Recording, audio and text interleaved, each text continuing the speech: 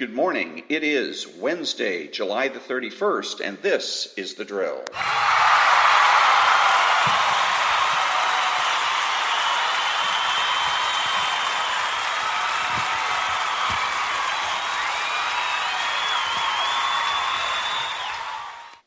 And thank you very much. This is Ron, your host, the only true conservative in the United States of America today. And my podcast is called The Drill, and it's about demonstrating how to defeat the left each and every day. My podcast is made possible by Spreaker.com. It can be heard on iTunes, Spotify, Google, and YouTube. My email address is storytimes@hotmail.com. I'm on Twitter at Ronald Hardgrove and on Facebook at The Drill. I started my socio-political odyssey as a conservative Republican, and I was taught by the left that I was a conservative because of where I stood on the issues, which sounded reasonable, but whenever I engaged a liberal in debate, I couldn't win. And so I soon figured out that the issues were in reality a trap. The issues were created by the left for the left. So, is there any way for a conservative to win? Yes, by redefining what it means to be a conservative. By becoming a true conservative, I will not only win, I will win all the time. So on today's broadcast, I'm going to be in the culture file dealing with a comic strip, Calvin and Hobbes, and I'm also going to be in the critique file. I'm going to be dealing with another YouTube comment, and finally I'm going to wrap it up with the segment I call The Stupidity of the Right when I come back.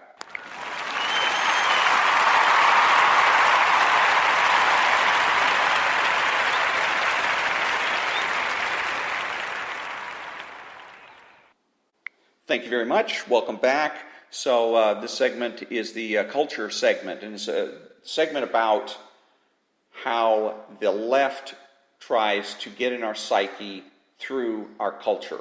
One of the elements of culture is cartoons, the comics that you read in the newspaper, especially on Sundays. My favorite cartoon is a cartoon called Calvin and Hobbes. And I love the cartoon except when Mr. Waterston goes ahead and inserts his socio-political opinions into the strip and inserts a socio-political opinion that's stupid and wrong. So let me read the strip and then I'll make a comment. And it's Calvin and Hobbes, and they're in the forest. And Calvin says, "Can you believe this? Some idiot tossed garbage here in this beautiful spot. I'll bet future civilizations find out more about us than we'd like them to know. Look, another can thrown on the ground. Boy, this makes me mad. By golly, if people aren't burning toxic wastes or testing nuclear weapons, they're throwing trash everywhere. You'd think planets like this were a dime a dozen. Now I've got to carry this gross thing." And then Hobbes says, there are times when it's a source of personal pride not to be human. And then Hobbes starts walking away. Calvin just stares for a second. Then Calvin starts taking off his shirt. And finally, he and Hobbes are walking away, and he's naked. And Calvin says, "I'm with you." So this is typical of the left. And what this is called is leadership. The left tells you can be a leader and a change agent. And the appealing thing about being a leader and a change agent is that you don't have to get your hands dirty. You got a situation here where Mr. Lefty, in this case Calvin, unfortunately, is not going to go out and clean up. He doesn't say, "Look, this is a beautiful spot. There's a bunch of garbage on the ground, so I'm going to go get a trash bag, and I'm going to clean up this trash so that we can restore this site to making it look good." Instead, he uses it as an opportunity to be a leader/change agent and make a speech. By golly, if people aren't burning toxic waste or testing nuclear weapons, they're throwing trash everywhere. And part of the purpose of making that a speech is to make himself better than everybody else, right? So that's one of the immediate things that you can do when you're confronted by a socialist, somebody on the left that is going to go ahead and be speech making. Something happens and goes wrong, and instead of doing something to fix the problem, they go ahead and start making a speech, pretending they're a leader and a change agent, is that you can tell them, number one, is that you are not a leader, you're not a change agent. The other thing you can say is, better the world than start with yourself. Why don't you go ahead and help solve the problem instead of using it as a political opportunity, an opportunity for self-aggrandizement? Because that's exactly what the left likes to do. And this is just another example. And again, the whole idea of this comic strip, unfortunately, because most of the time I like it, it's funny, and Calvin very often has some very interesting things to say. But the point of this particular strip is to get into your psyche, to get you onto the left's side through Calvin. So when I come back, I'm going to be reading and commenting on another comment from YouTube.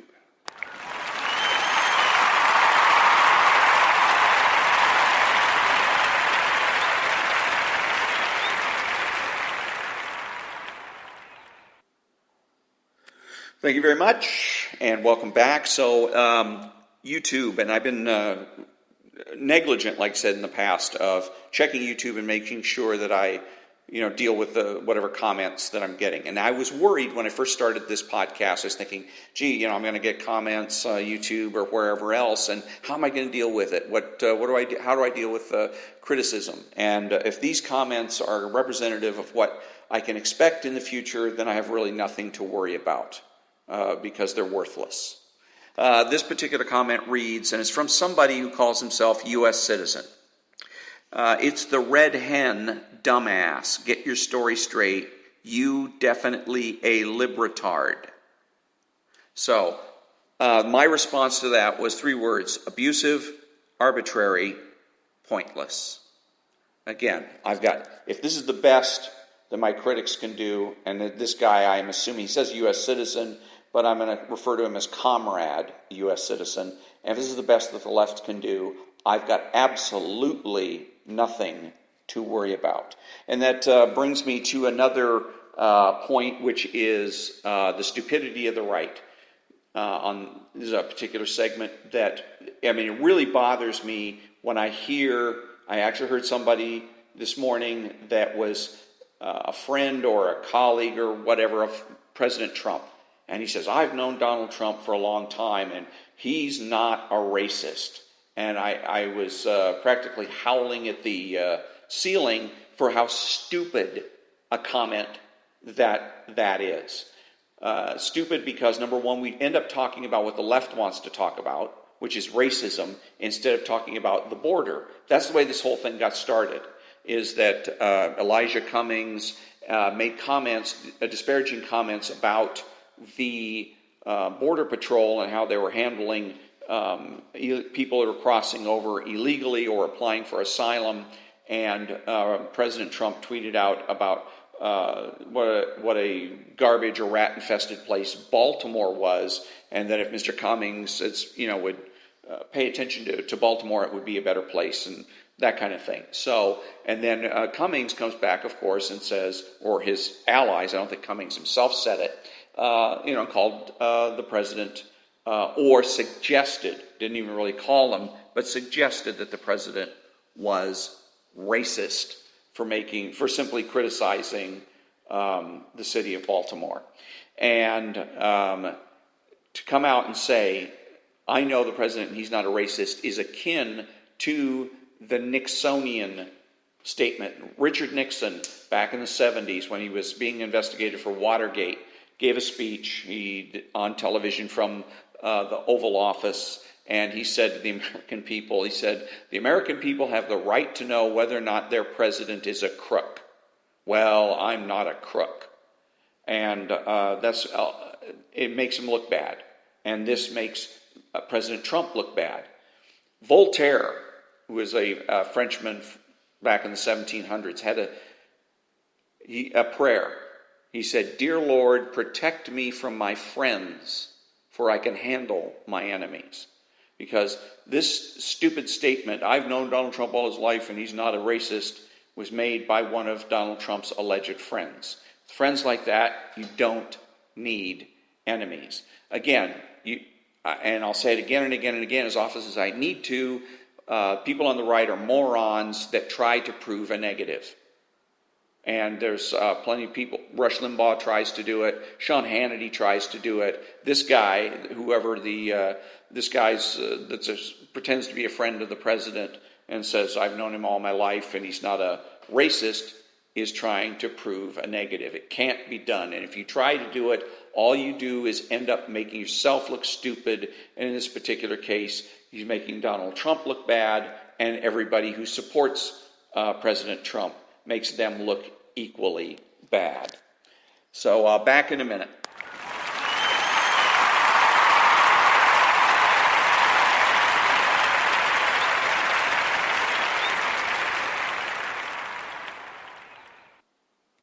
Thank you. Welcome back. And before I go ahead and wrap up and give the conclusion, I wanted to make a note about why it is that culture is so important, and in terms of supporting politics or influencing politics. And that is, and when I'm talking about culture, I'm talking about the way you communicate, the way you introduce yourself to people, the way you dress, the way you groom yourself, etc. Is that all of those things send a message to other people about who you are, or that other people should assume that you are.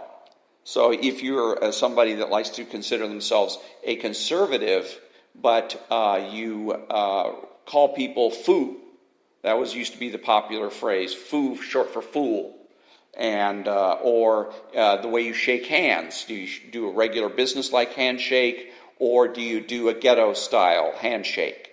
Do you the clothes that you're going to wear? Do you wear your pants down below your butt?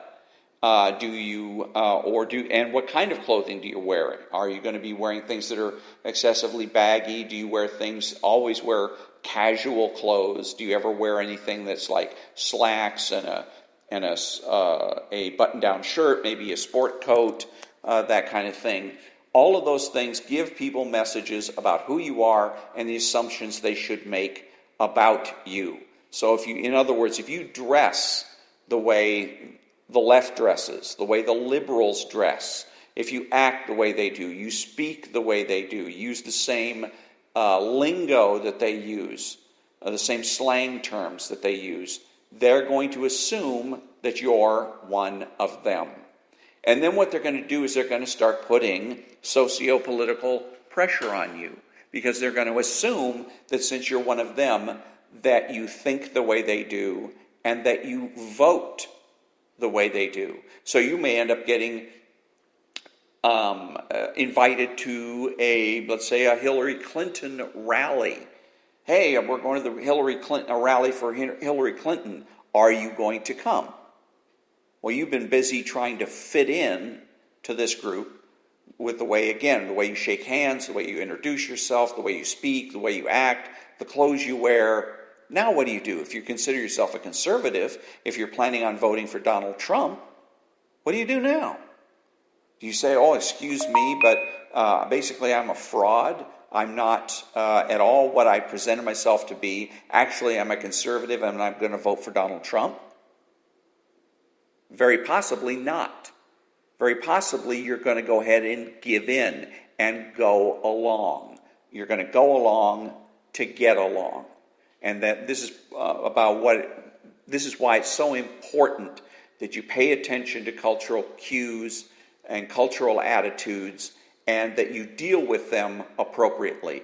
One of the current cultural cues and attitudes that's going around now is to be called boss.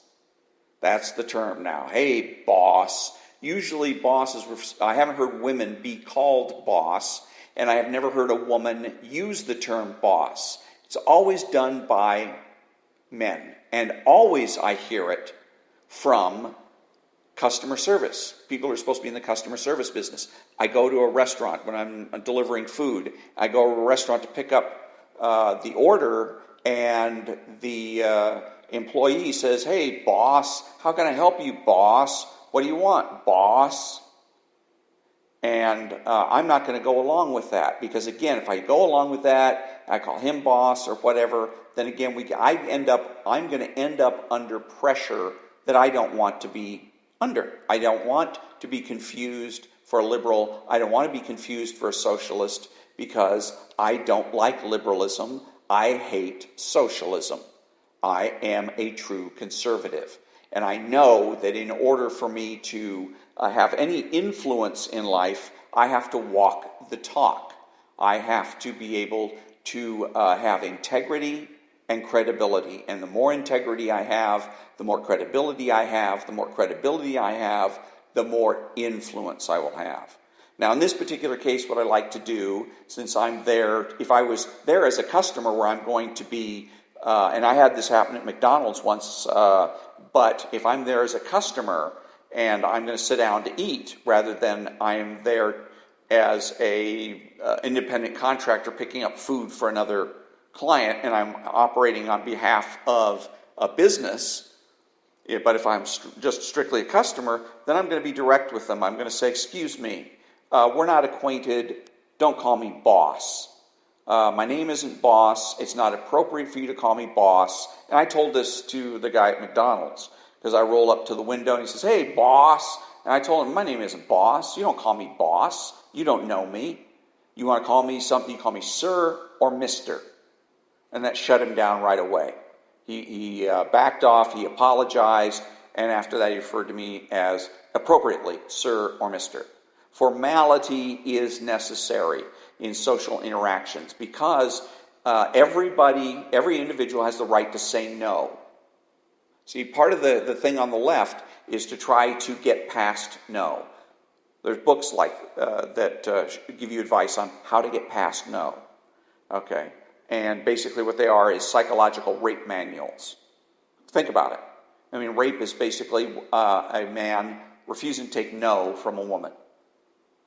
That's what it is. And in social interactions, if you're not going to take no for an answer, you're nothing more than, again, a psychosocial rapist. So, but I tell them flat out, when I'm in a customer service position, I'm there to do business as a customer, I feel free to tell them flat out, don't talk to me that way.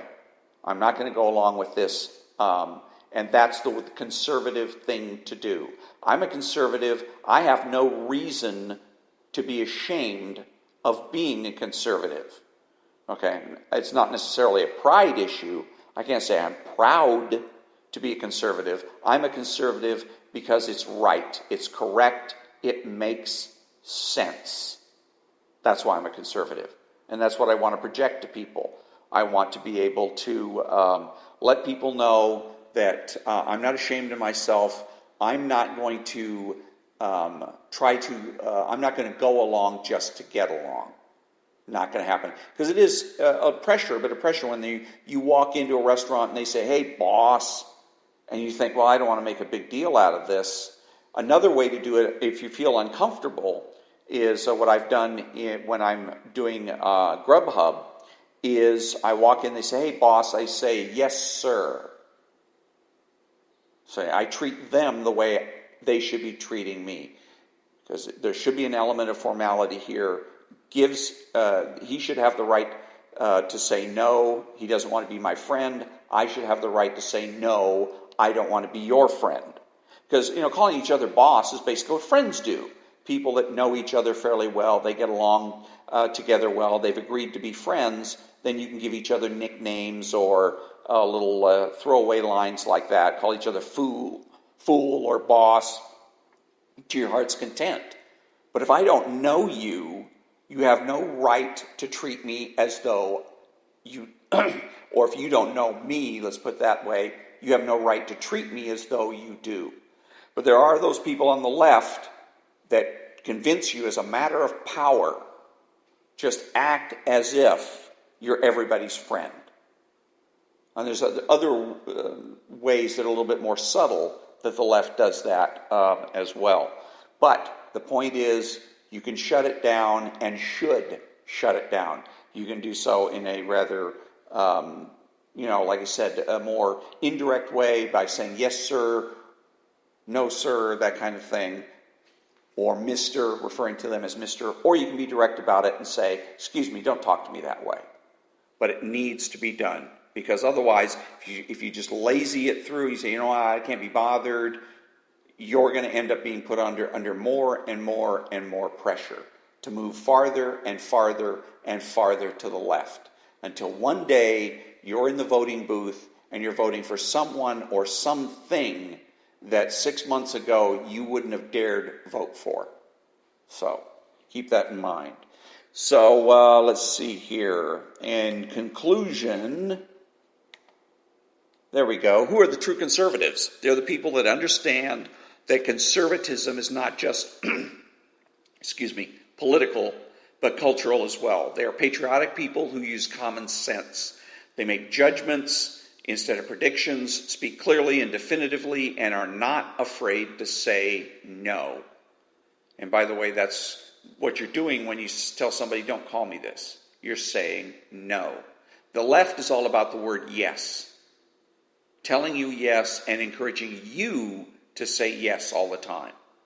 On the right, we use both words. Yes when it's appropriate, no when it's appropriate.